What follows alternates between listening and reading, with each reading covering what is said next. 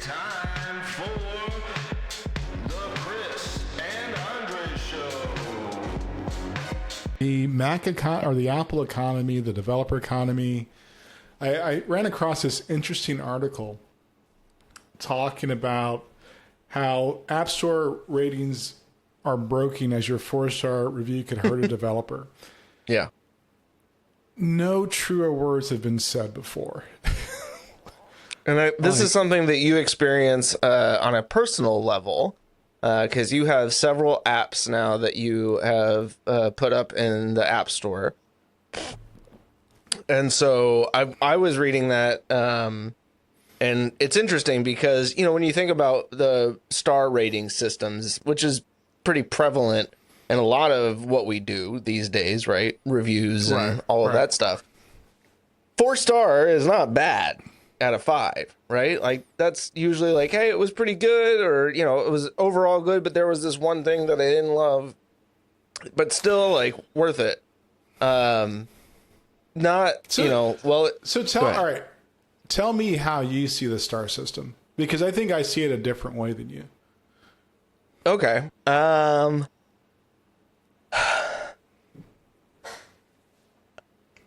I guess, so in the article, it talked about, like you said, right, that the 4-star and basically anything below that is a negative, is considered negative in the eyes of Apple, right? Right. Then why are there multiple stars instead of just it's good or it's bad? Like thumbs up, thumbs down. Why do I need 4 different levels of bad? I don't really understand that if there's only one rating for good, right? In my mind, 3 is average, right? Like it's an average app. It functions okay. It's not great. It's not terrible. In your mind, 3 is average? I mean, between 1 and 5, yeah. That's sure, mathematically, yes. But so, but all right. So the reason go ahead. Okay, so this is, I agree with there's a section, and maybe we can put this like later as a clip. 3 is a default rating. That is the default rating as the app performed as expected, right? What's on the label, it does that. Boom, done. 4 is like, wow, that's really cool. 5 is like, yo. yo. And everybody needs to download this. Right. But I think that people, number one, if people see the ratings like you do, then that's part of the problem, right? Absolutely. So I think that's terrible. And then secondly, it is the algorithm. So I used to spend a lot of time like looking at the rating every day. Like I would wake up in the morning and go to the, especially Apple App Store, and look at my rating to see if it went up or down. Yeah. I think I was driving myself crazy. Probably a little bit. I was able to maintain like a 4.2 for a period of time. But then you have the people that just, for whatever reason, they rate you a 2 or a 1. And that's not fair. I mean, I don't we call those people haters. Give us 5 stars. You only give us 4 stars. I'm inclined to believe you are a hater. or something, right? I call those people haters. And, I get, I've had a couple reviews where it's like, people obviously didn't read the instructions, or they didn't, and they kind of hurt your business. And I will, it's very demotivating to do that. I mean, I would imagine. As a business owner, like my intent is not to publish bad software. I have a support forum. I answer every email. I answered 2 emails just yesterday or over the last couple of days, and I help people troubleshoot. I respond to every review, but I've gone to a point now I'm going to respond to those at a certain time, because to reduce my own level of anxiety. But I think Apple probably needs to do something with their rating system, because I don't think it's giving the benefit of it. I don't think it's helping the developers. And I also think it may be misleading to people or potential users of your application. Well, and so that was going to be my question, because I don't remember the last time that I really, I mean, okay, couple of things. I don't know that Apple does or does not provide an overview of how the user, the end user, is supposed to use the star rating system. I don't remember whether or They do not that's not. something, right, which they should, if that's going to be a significant portion of what determines the like what apps get shown and stuff like that, right? I mean, I would think you would want to explain to the people who are ultimately providing these ratings what these ratings mean and how they are used. What would And be if the Apple isn't benefit- doing that, yeah, then what would be the you're- benefit to Apple for doing that? Okay, if I mean, we just talked about it a little bit, right? My understanding of the star rating system is like 3 is average, 4 is a little bit better, 5 is, killer. In Apple's world, it seems like 5 is it's good, 4 and below is it didn't do what I expected it to do. Right? It fell short in some. I mean, look, Rick Ross had the idea of the suckometer because he believed that developers always look at whether or not how much something sucks. It's never good. It's just, does it not suck so much that I want to kill myself every time I have to use it? Right? Yeah, but Rick was kind of flamboyant about shit like that. So let's be Yes, very. But I think there is an element of that, like you said, someone who downloads the app and doesn't read the documentation struggles because of that, and then leaves a 1 or 2 star review being like, I couldn't get it to work. That wasn't the app's problem. That was your problem, right? And what is, as the developer, what is your, recourse, your ability to respond to that? Can I tell you something? Yeah. I almost said it earlier, but it's kind of embarrassing.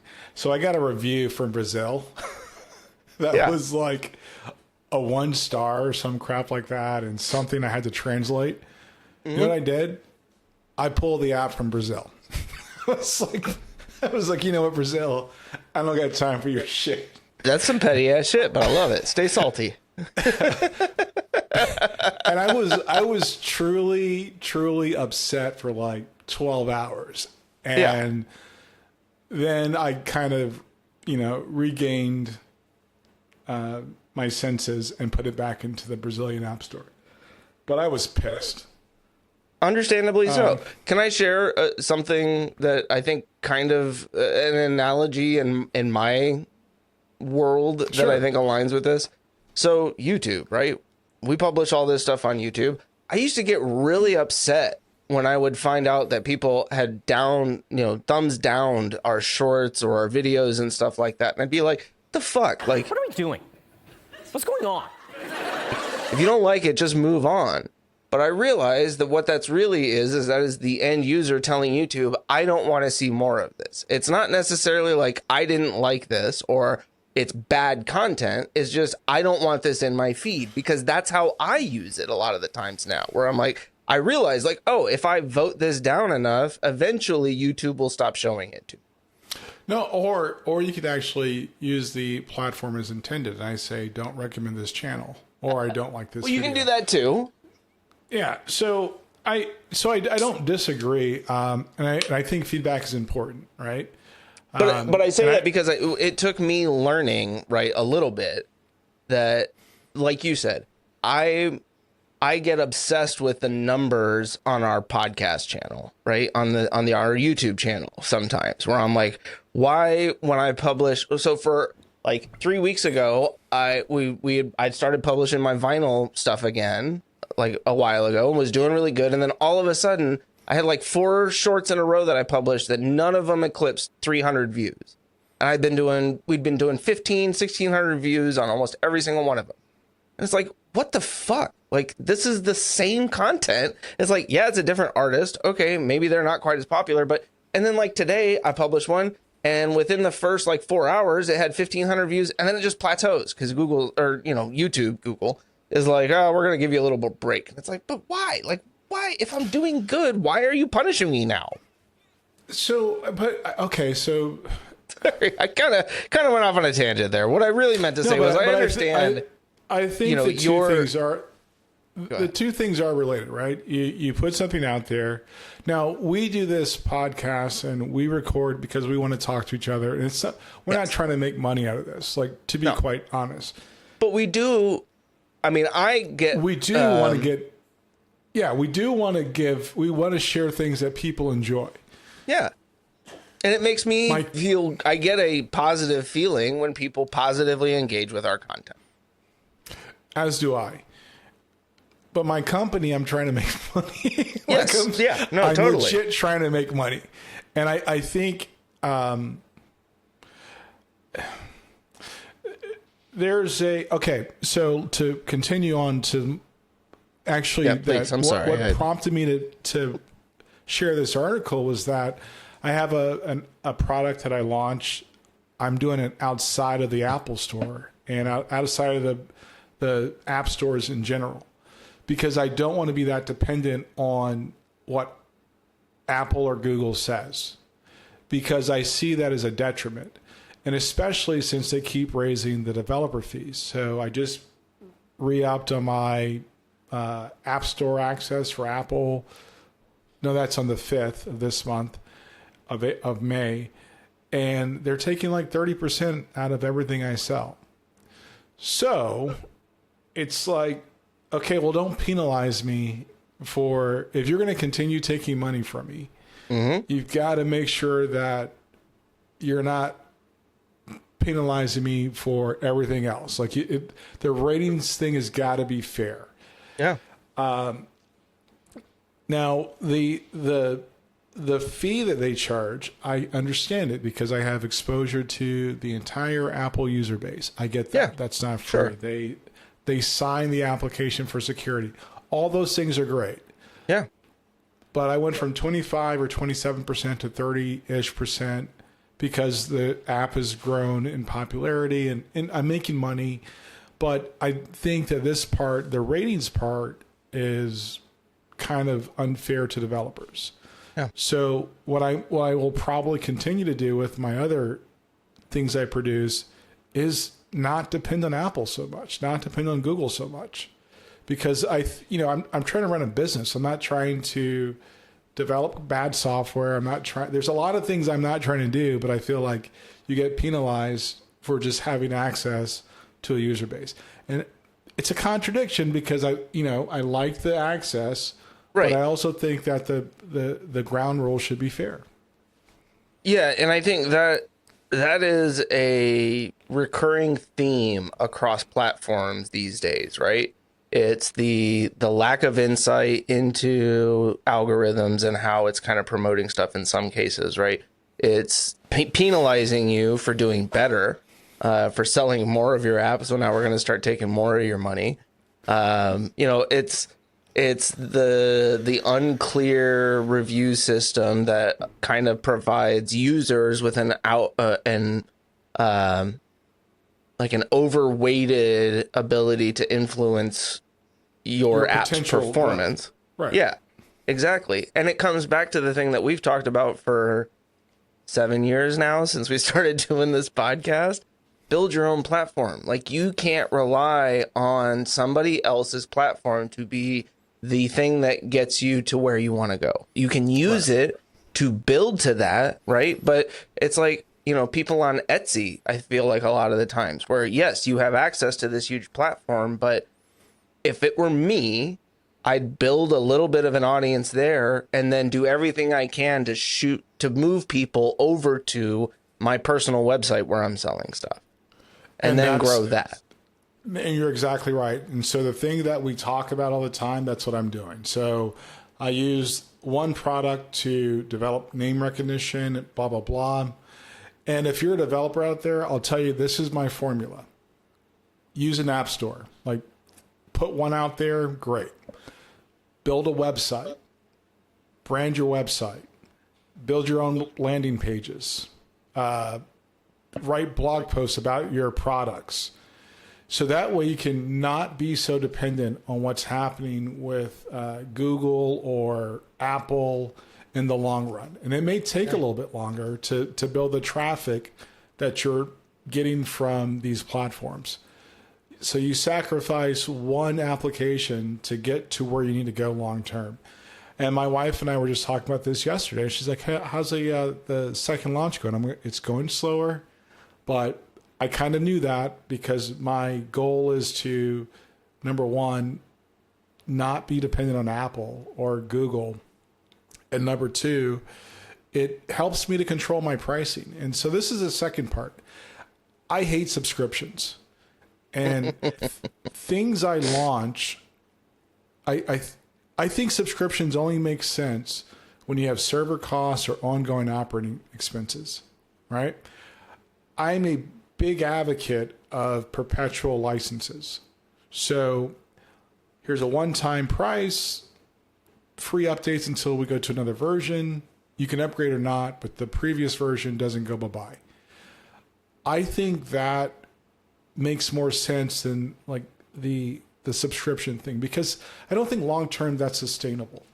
And unless I have operating expenses, like I'm going to look at, how do I price this to where it makes sense?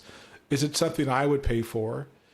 And not nickel and dime people. Like I've seen apps that that it's like $3 a month for something that there's no server costs. And I don't want to call the app out, but it kind of pisses me off because it's like, it's based on how much, well, I won't, then that's pretty much calling it out.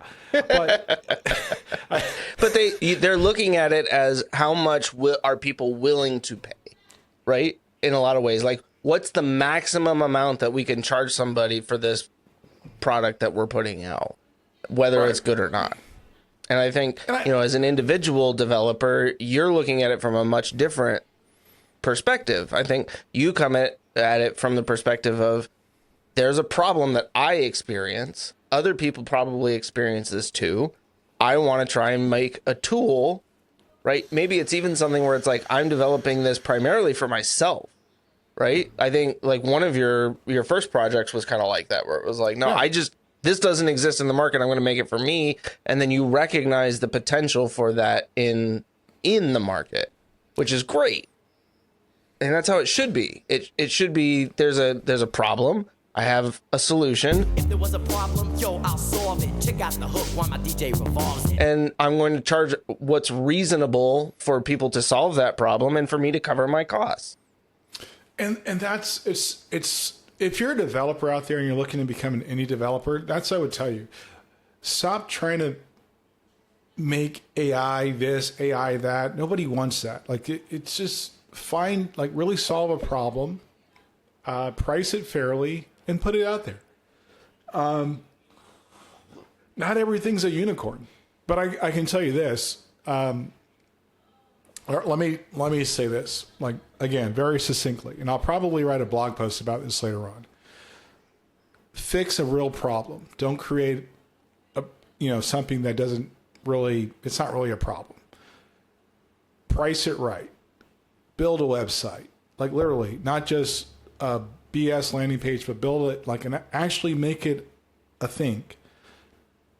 Build your content strategy, write about it so people can understand it, so Google can search, see it, and people go to you. That's what's That's what's working for me. Don't depend so much on for the first product, you may need to use one of either Google's store or Apple store. Okay, that's great. But if you want a long-term strategy, you want to probably build another application that's without that, but you've already built a structure to build upon. Yeah. And everything's not a subscription. That is like the dumbest fucking thing in the last 3 years. If I see one more fucking app that's a subscription, a note app, it's a fucking subscription. Are you kidding me? Yeah. They have pants that are subscriptions now. Everything's not a subscription. That is not sustainable. But it's the monthly recurring revenue, right? I mean, we went through this at D-Zone, where it's the same stuff. It was we got to have this monthly recurring revenue, because if you can show that every month you're going to have this money coming in, and it's pretty much guaranteed, which it's not guaranteed. It's not like that money guaranteed. disappears the moment the people cancel their subscription or whatever, or the second the contract expires. Like, that just doesn't make any sense. But the way they look, oh, it's monthly recurring revenue. That's a great figure, and everybody loves that because that's how much money we bring in every month. It's like, Well, MRR is fleeting, right? And Yeah. I'm just so the reason I don't advertise things I build is because I think that's shady, to be honest with you. But I am so open to telling people what works for me, and most of it may work for you. And I want people, especially developers and creatives, to like get out of the fucking grind. I mean, like, yeah, I mean, get out of the grind. It takes time to build a business, but I will share this one thing. 2025 was the first year that my company was completely self-funded. But I put in the work. I wasn't looking for the next trendy app to build. And it was the first year, like, I didn't personally have to fund my own bills. And that's, getting away from client work and all the other things that I've done. But last year was the first year that it was funded by itself. So I believe it can be done. It may not be, it may not be the same, like, end result, but I think the fundamentals are still there. I mean, it's possible. It's just frustrating. it's absolutely possible, and it's possible that you can start that process while you are working for somebody else, right? Yeah. It isn't something where you have to quit your job to go home and start coding your app, right? Like, take the 30 to 60 minutes that you can find in a day, or 4 or 5 times a week, and write that next little bit, right? It's that iterative process there that gets you to that first step. And then once you feel comfortable and more confident, then you can take that leap when you're ready. But I feel like it's people feel like it's a zero-sum game in that regard, where it's like, well, I either spend all my time working for somebody else, or I have to take all of the risk and responsibility on myself right off the bat. And it's like, no, there's an in-between ground there, where if you are able to manage, your time and everything properly, you can do this. Like, that possibility exists. And I don't disagree with that at all. And I'll tell you that one time I did do that. It was 08 and 09 when I was a realtor. It didn't work out very well. Yeah, I lost a lot of money. It was a bad time to get into real estate, but It was awful. I feel like something was happening in the country around that time that might have even been directly related to real estate to some degree. I'm not sure, but it was a bloodbath. But I'm very passionate about the fact that I think that developers can do it. I think that I believe